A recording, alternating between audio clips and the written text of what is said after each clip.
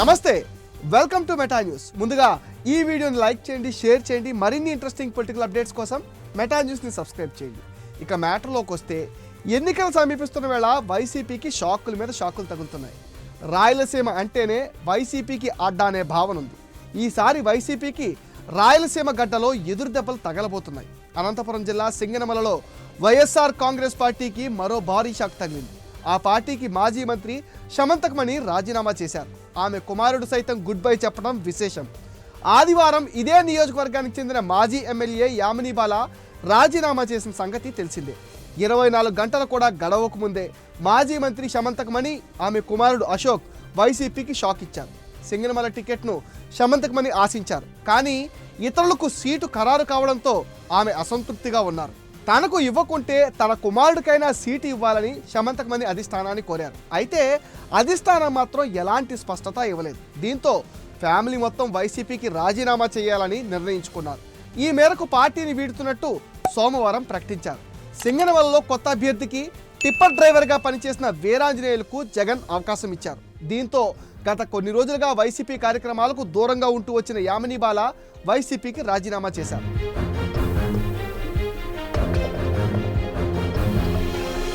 సమంతకమణి కుమార్తె యామిని బాల పార్టీకి రాజీనామా చేయగా, ఇవాళ తల్లి సమంతకమణి, సోదరుడు అశోక్ గుడ్ బై చెప్పారు.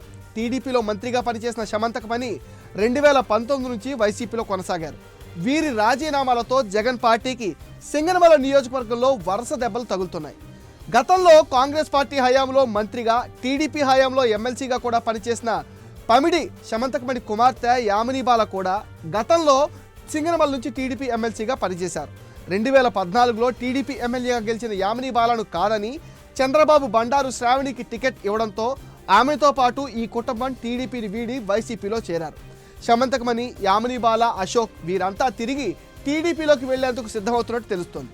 గతంలో టీడీపీ ఎమ్మెల్సీగా ఉన్న సమంతకమణి జగన్ సీఎం అయ్యాక స్థానిక సంస్థల ఎన్నికల సందర్భంగా టీడీపీని వీడి వైసీపీలో చేరారు. ఇప్పుడు వైసీపీ టికెట్ దక్కకపోవడంతో పార్టీని వీడారు. మళ్ళీ టీడీపీ గూటికి చేరాలని నిర్ణయించుకోవడం చర్చనీయాంశంగా మారింది.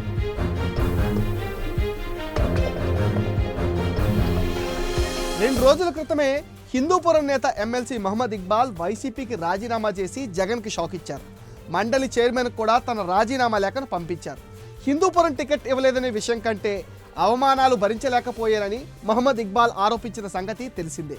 గత ఎన్నికల్లో హిందూపురం అసెంబ్లీ నుంచి పోటీ చేసి ఆయన బాలకృష్ణ చేతిలో ఓడిపోయారు. ఆ తర్వాత మహమ్మద్ ఇక్బాల్కు సీఎం జగన్ ఎమ్మెల్సీ పదవి ఇచ్చారు. గడిచిన 4 ఏళ్లుగా మహమ్మద్ ఇక్బాల్ హిందూపురం ఇన్ఛార్జిగా కొనసాగారు.